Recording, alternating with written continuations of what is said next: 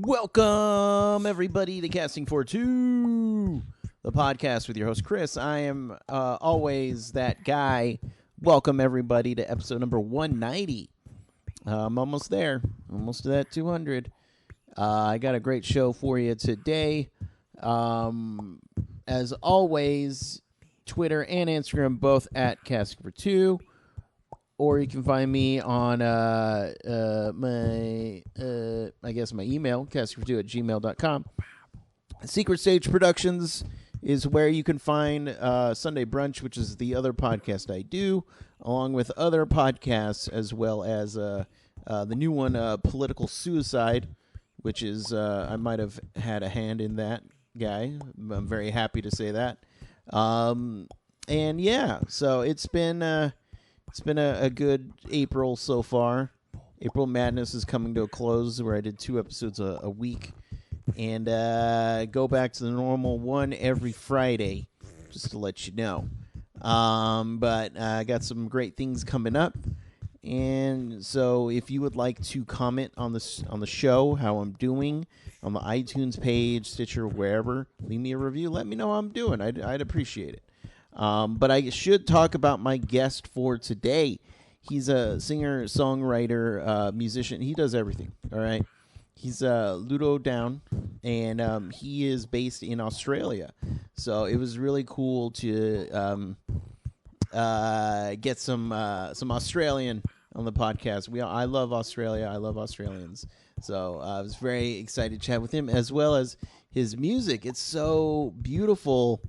And it's very different, and it's great.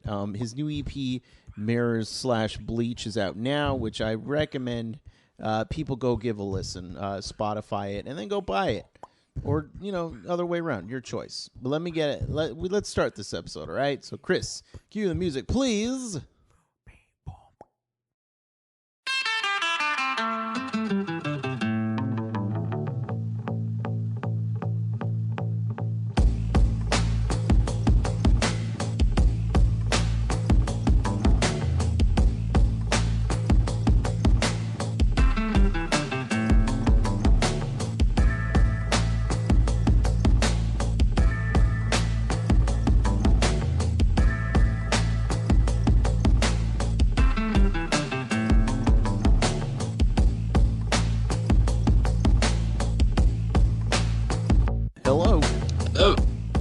What's going on? Hey, not much. How are you? I'm doing well. This is all audio. Ah, cool. No worries. So, what time of day? I could have looked this up, but what time of day is it over there? It is just about 10 past 7 in the morning. Oh, okay. Because I wanted to impress you by saying, how's your Avo going so far? Yeah. Well, we can make that happen. We can. Well, then, how's your morning going so far then? Yeah, it's been pretty good. It's crazy stormy and stuff in Melbourne at the moment. So I just got to see the sunrise, which was a nice experience. Haven't done that in a while. Nice. Yeah. Now, I'm curious. Do things like you being a musician, a songwriter, do things like sunrises inspire you? Do you just see it and I got a song, I got to write this down? Yeah, I guess so. This morning was pretty inspiring because it was just super stormy, and there was this weird bat hanging out over this light. Mm-hmm. At 5 in the morning, and it was just bizarre. It looked really surreal. But sunrises don't really inspire me that much because I don't really like mornings a lot, so I just sort of. But I don't know. Environmental stuff does definitely have a huge impact on the stuff that I make. Right on. Well, I usually start out asking whoever I talk to when they got their certain bug. In your case, when did you know music was something that you wanted to do? Well, I started off playing the guitar when I was about 7 years old. And that was more just a sort of fun, functional thing, just being able to make this thing do stuff. It wasn't creative outlet. But then I guess later on, maybe when I was in my early teens, like writing and stuff like that became a bit more important. I guess it was just like a natural development from learning, how to play other people's songs, and then, getting kind of bored of. It was like a sort of, I don't know, like megalomaniacal move where you just sort of like, oh, I've been playing other stuff for ages, but I think I can do things too, and then you just sort of go on from there. Yeah. Nice, nice. And so, do you remember when you were just trying to play the guitar? Do you remember what you would try to play? Were there any songs from other bands or musicians that you would try to play? Yeah, when I was a kid, I was super into like 80s like cock rock music. Okay. I was a big fan of like Guns N' Roses and stuff when I Mm, was about so I was just trying to learn how to, because I mean, when you're young and learning an instrument, the first thing you really want to, especially guitar, you just want to be able to like, shred and stuff like that. yeah. And that was my main kind of goal. And then yeah, so but I quickly moved out of that. But it was a cool little like way to start out, because it was yeah, again, it was just purely about the physical functional thing of playing the guitar and being able to do it quickly and all that kind of stuff. But I guess as in my teens, when my taste, I guess, don't want to say matured or anything, but developed, I suppose. It became more about trying to create vibes and yeah, trying to convey moods and stuff through music instead of just trying to do impressive stunts. Right, right. You basically pretty much become your own person versus something else. Yeah, exactly. Yeah. Nice. It's always funny to me just because I mean, growing up, like pop music, boy bands, that was kind of my jam. Just because Yeah. I didn't know any better, you know. It was like, man, whatever. And then I got into finally the stage where I'm at now, where it's alt rock and all that good stuff, and it's just like, what was I thinking when I was little? Yeah. I didn't Yeah. I didn't have that guide. But for you, when now we'll flash forward a couple years, a couple. When did you find the sound that you wanted to do today? Um. It's always in a bit of a development. I guess as a reference, the EP that I just released, Mm-hmm. that was maybe 2 or so years ago, or 3 years ago.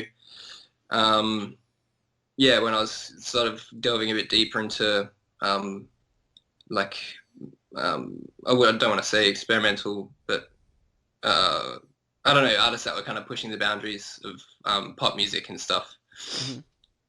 And yeah, that's when I found a lot of interest in that.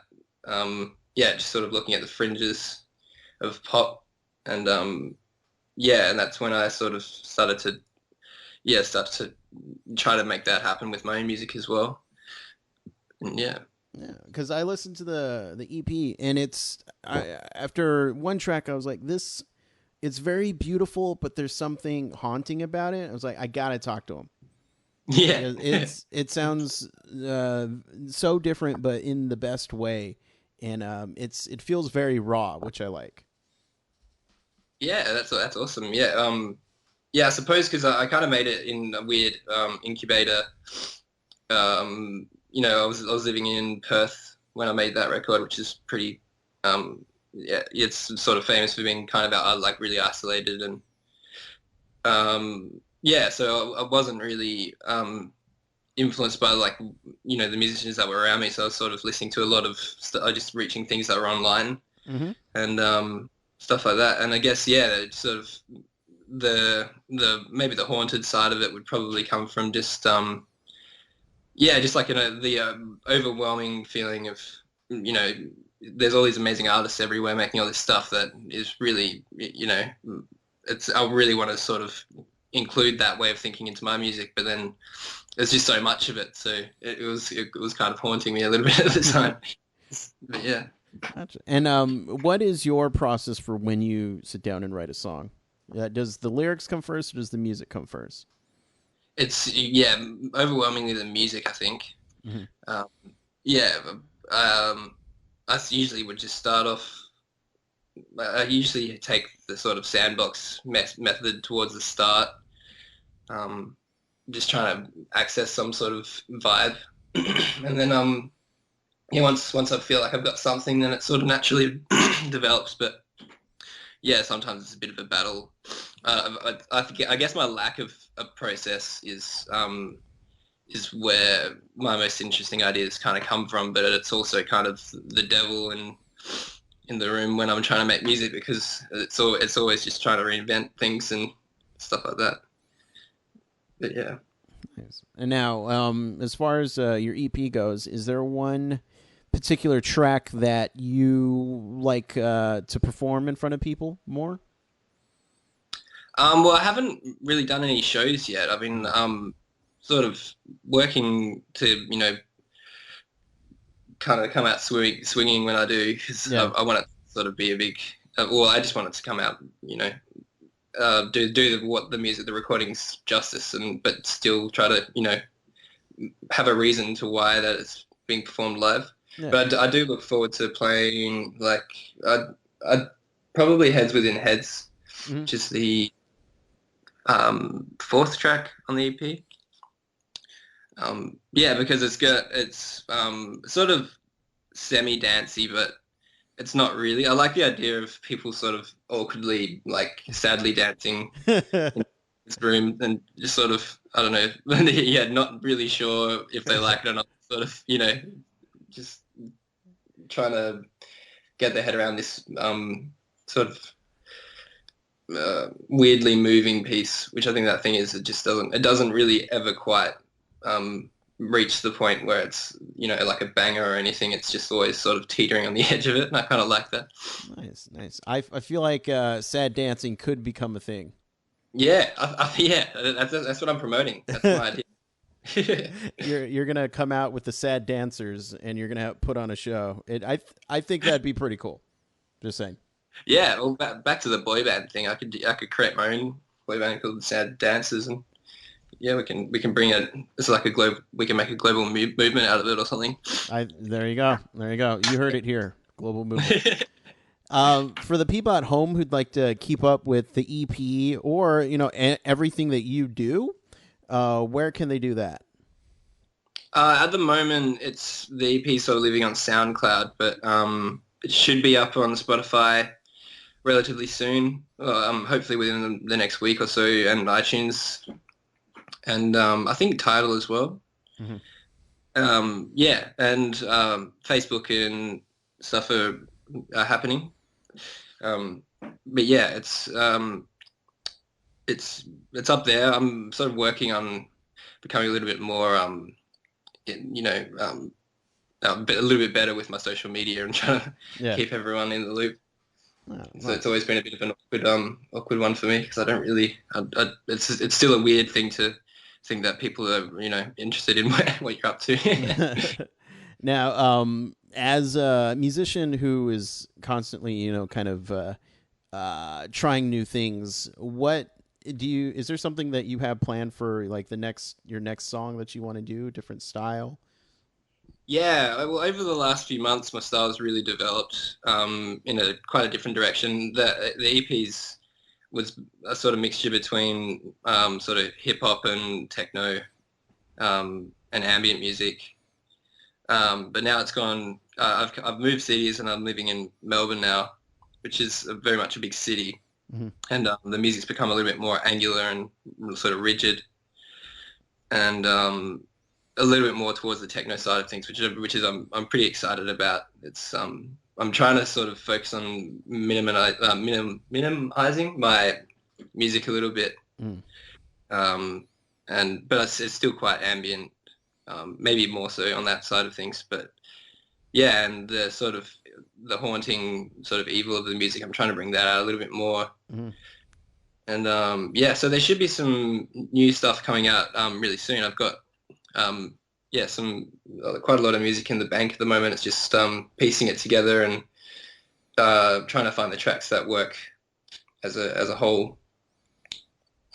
Oh, Nice. And it sounds, from chatting from you, it sounds like the areas that you live in really inspire the music that you do. Is there another place that you would love to go to and write, an album there? Yeah. Well, a couple of years ago, I went up to Iceland and stayed with some friends in the very north, and they lived in this like old converted church house in this tiny town up there.